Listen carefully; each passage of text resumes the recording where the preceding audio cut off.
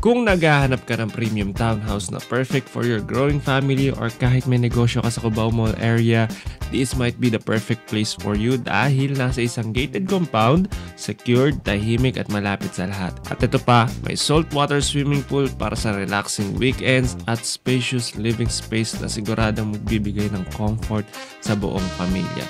This could be the home that you've been waiting for, so let's take a closer look. My name is Angelo from Townhouse Central and welcome sa ating house tour number 84.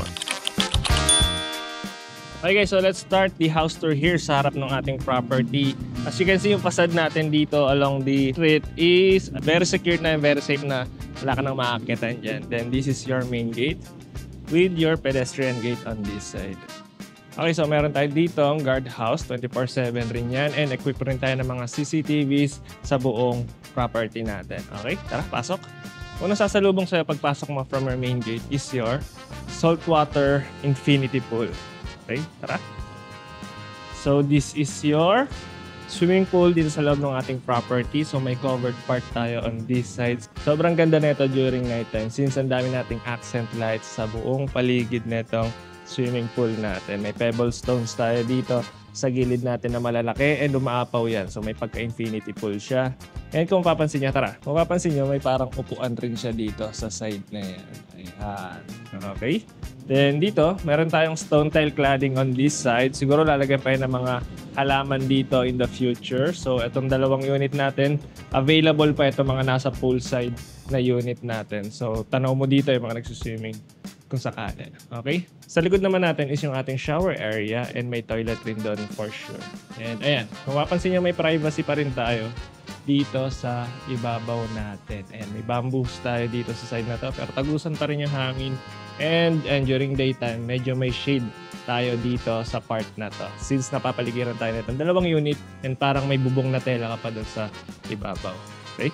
Yung flooring natin dito is non-skid na rin. Ayan. Okay, now proceed na tayo sa ating model unit. Tara. So total of 12 units yung project natin dito. So may 2 vehicle carport tayo on this side, which is pwede mo i-convert into a smart parking system. Lalagyan mo yan, magkapatong kung sakali. So dito may metal slats tayo which extends all the way dun sa ceiling natin. May mga accent lights na rin tayo on this side. Dito nakalocate yung booster pump natin para sa tubig natin. Okay, yung water utility natin. Andyan. Okay. So, this is your main door. Digital door lock na rin yan. And kung papansin nyo, ang taas niya. So, almost 4 meters. Itong main door natin. Okay, so tara, pasok tayo sa ating dream townhouse. Let's go! From your napakalaking main door, ayan, nandiliit ako dyan.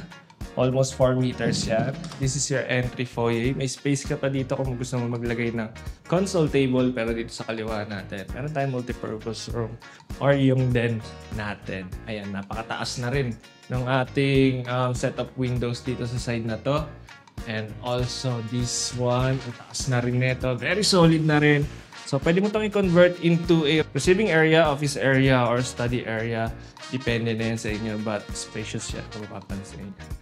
Okay, then dito, palit tayo. Yung hagdan natin on this side, naglagay sila dito ng tile cladding. So yung design natin dito is may pagka-industrial finish tayo. Kaya kung mapapansin nyo rin to, sa staircase natin, meron tayo ditong 1 inch. 1x1 na tubular yan. Dire-diretso yan hanggang sa 3rd floor natin. Okay? Side naman, 4 na steps. Dito may pinto. So this is your staff quarters with its own toilet and bath. Full toilet na rin to. May shower area tayo pero hindi ganun kalakihan. Okay? So may dalawang opening window dito sa side na to. Secured rin tong air well natin kung mapapansin niya. Ayan. Okay? So tara. Akit na tayo sa ating second floor. Andun yung ating main living space. Let's go. So ito yung staircase natin paakyat sa ating second floor. Kaya kung mapapansin nyo yung handrails natin dito, naglagay sila ng parang wall niche. So hindi tumatama yung kamay natin dyan. Ayan. Okay, sabay isang parang solid bamboo na pabilog. Ayan, yan yung handrail natin. And ito yung sinasabi ko sa inyo, design natin doon sa ating staircase. 1x1 na, tubular, dire-diretso yan. So rectangular shape yan. And naglagay pa sila dito ng mga solid wood. Pwede mong gawin rin tong shelf if ever. So, pwede ka dito maglagay ng mga decor. Okay, so unang sasalubong sa'yo is your main living space. This is your living area, your dining area, and your kitchen. So, ito yung living area natin.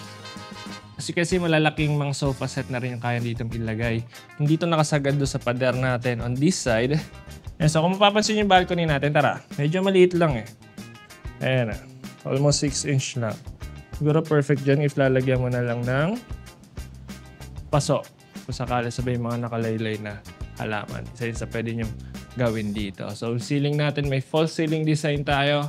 Marami tayo dyan mga pin lights, may pipe-in music. Also, equip na rin tong unit natin ng smart home system. Yung mga switch natin, yung mga speaker tayo dito, yung mga blinds natin dito, yung mga cortina natin na i-connect dito in the future. Pwede mo yung makontrol through your phone. So, ayan, yung seating capacity natin dito, pwede nyo palitan yan. Maglagay kayo ng sectional sofa na pa-L.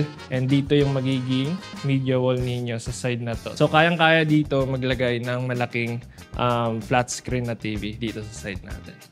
Okay? Dito naman sa ating dining area, ang design na ginawa nila dito is 6-seater na dining table set. But, malapad yung mga upuan natin eh. So, I think kaya pa to maski 8-seater na dining table set. Kaya mag-accommodate dito sa space ng ating dining area. Okay? Dito sa likod is may powder room. Taas rin ng mga pinto natin kung mapapansin niya. Since high ceiling tayo. Okay, so this is your powder room. You have your sink, your wall-mounted urinal para sa mga lalaki. And ito, meron tayong toilet on this side. Sabay, ito, may owning window tayo na malaki which opens up sa ating air well. Sabay, may under cabinet lighting rin tayo on this side. Okay. So, since corner unit to, ito, meron siyang bintana or meron siyang exposure dito sa side na to. Now, proceed tayo dito sa ating kitchen. Meron tayo ditong U-shape layout kitchen. Pero I don't think kung pwede itong magamit as a breakfast nook since hindi siya lubog yung part eh. So, kung maglagay ka dito ng stools, medyo tatama pa yung ano natin, yung tuhod natin. Pero, ayan, very functional naman yung ginawa nila dyan. Naglagay sila dito ng storage space or cabinet space. So, kung sakali, dito na yung ulam, yung mga handa natin, yung spaghetti, carbonara, ayan, lipat-lipat lang dito sa dining table set natin. Okay? Tara, this is sabi kong wall natin dito sa ating staircase. Yan. Pwede mo itong gawing shelf, if ever. Pwede kang maglagay dyan ng mga maliliit na decor. Okay? U-shape layout kitchen tayo on this side, under mount, dual sink. And maganda dito is nasa harap siya na itong malaking sliding window natin. Yung nasa likod nito is yung ating, I think magiging sampayan lang to kung sakali. And ayan, granite countertop, Galaxy type siya, ay Galaxy design yan.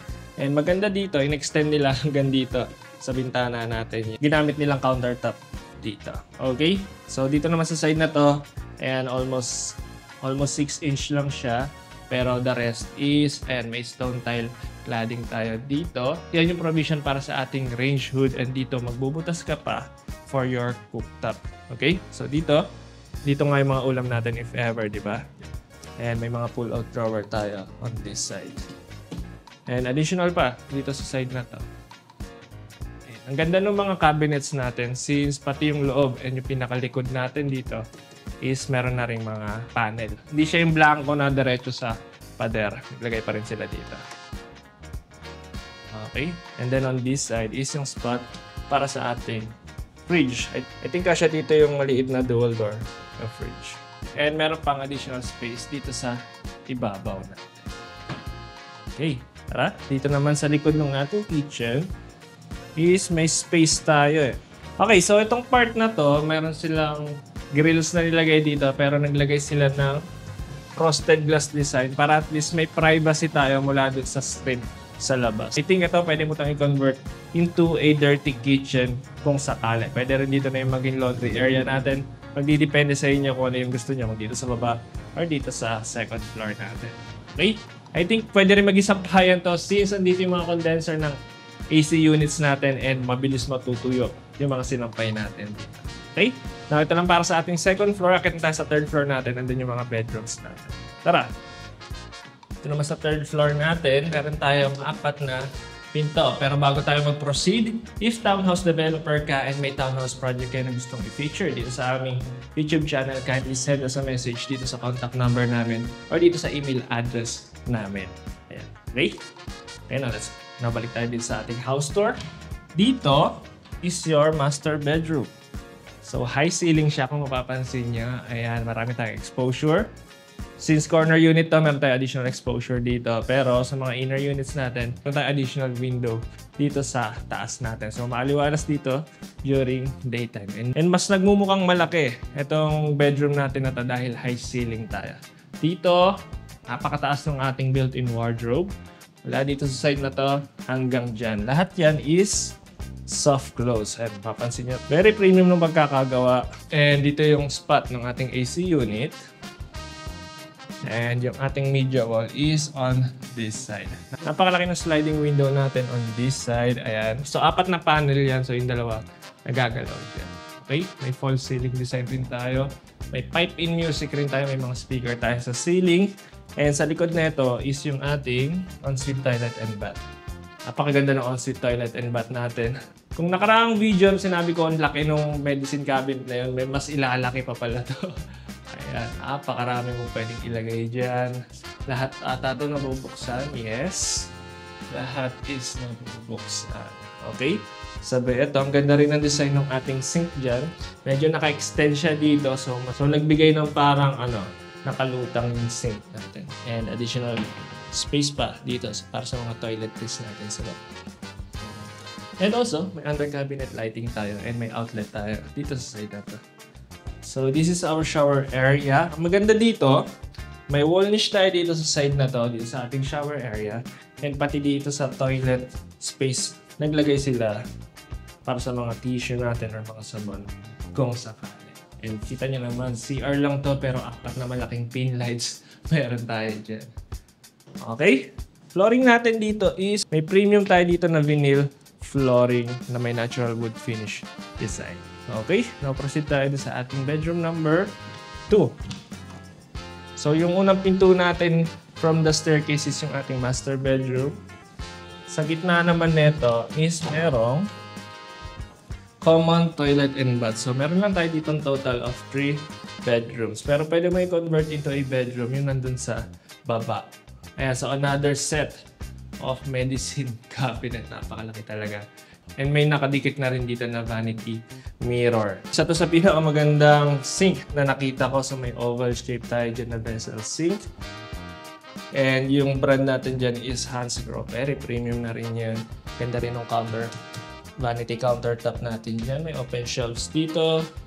And may cabinet dyan. Itong side na to, kung papansin nyo, dyan yung provision para sa ating heater. So hindi naka-expose yung heater natin dyan. Okay? Dami nating pin lights. Dito sa gitna yung toilet natin and dito yung ating shower area. So since corner unit nga to, and meron tayo dito placement window sa side na to. And maganda dito is high ceiling lahat ng floors natin dito sa property natin. Flooring natin, mula dito sa loob hanggang dito sa labas, is may premium na vinyl flooring tayo dyan. Dito sa gitna is yung ating bedroom number 2. So kung gagawin yung bedroom yung nandun sa baba, ito yung magiging bedroom number 3 natin. Dito sa side natin is may floor to ceiling tayo dyan na built-in wardrobe. So yung design niya, very compact. Ayan, may single size na bed sila ditong nilagay pero pwede nyo pa i-extend kung gusto nyo mag double size na bed or queen size bed. Kaya pa rin naman mag-accommodate. Mag-a-adjust ka na lang siguro dito sa lamesa ninyo kung sakali. Okay? So as you can see, maski malapad na table pa dyan, kung may mga estudyante kayo, kayang-kaya i-accommodate dyan. E nasa harap siya na itong malaking sliding window natin. Okay, sabay dito. Tara. Dito may open shelves pa tayo dito sa side na yan. And dito mo pwedeng ilagay yung mga everyday needs ninyo. Yung spot ng ating AC unit is nandito sa taas natin. So meron lang tayo dito isang modern ceiling lamp and isang pin lights dito sa harap ng ating built-in ward. Okay? Then this is our last bedroom. Ayan. Yung sasalubong sa'yo is yung spot ng ating AC unit. Ayan yung table ninyo. Ayan. Kung papansin nyo, single size bed lang pero pwede pa yan i-extend. Depende na lang kung ano yung preferred yun na size ng bed. Sabay dito. Pasok. is itong built-in wardrobe natin na floor to ceiling. Ayan. Okay, so dito rin sa ibabaw. Abot ko, 5'10 ako. Ayan, tingkayad na. And may open shelves ka dito sa part na yan. And ventilation ba hanap ninyo? Meron tayong bintana dito, sliding window, which overlooks doon sa street natin, doon sa harap. Okay, so ito lang para sa unit natin. Now, balik tayo sa baba, ikutin natin yung buong project natin. Okay, tara. Okay, so check muna natin tong labas natin. Again, this is our 2-vehicle carport na pwede nyo convert into a 3-vehicle carport kung mag-smart parking system kayo. Ito yung driveway natin. So sa side na to is meron kang 4 na units. Then dito is 8. Okay? Tara. Okay, so currently pala, ang sold pa lang na corner unit is itong model unit pa lang na to. So ang natitira nating corner unit is itong side na to. Ito pangalawa sa tabi ng pool natin. Ito and yung dalawa doon sa dulo. Available pa yan kung gusto nyo may mga additional na exposure o may mga bintana pa sa gilid. Okay? Sakali rin, lalagyan pa natin ng electric fence, yung mga fence natin doon sa likod, pati dito sa side natin. Okay, so ito yung driveway natin. Okay, so saktong-sakto lang siya, hindi siya ganun kaluwag, hindi rin siya masikip. Okay, so kung makikita nyo rin yung facade natin dyan sa harap, meron silang nilagay na stone tile cladding. So porous tignan yung tiles natin dyan. And may mga accent lights rin tayo dyan. Okay, so kung nagustuhan mo yung property na to, you can send us a message dito sa contact number. Ayan. And if townhouse developer ka and may townhouse project ka na gusto i-feature dito sa aming YouTube channel, pwede nyo rin kami kontakin dito sa contact number namin na yan or dito sa email address. Okay, so that's it for today. My name is Angelo. Thank you for watching and see you at the next townhouse. Bye-bye.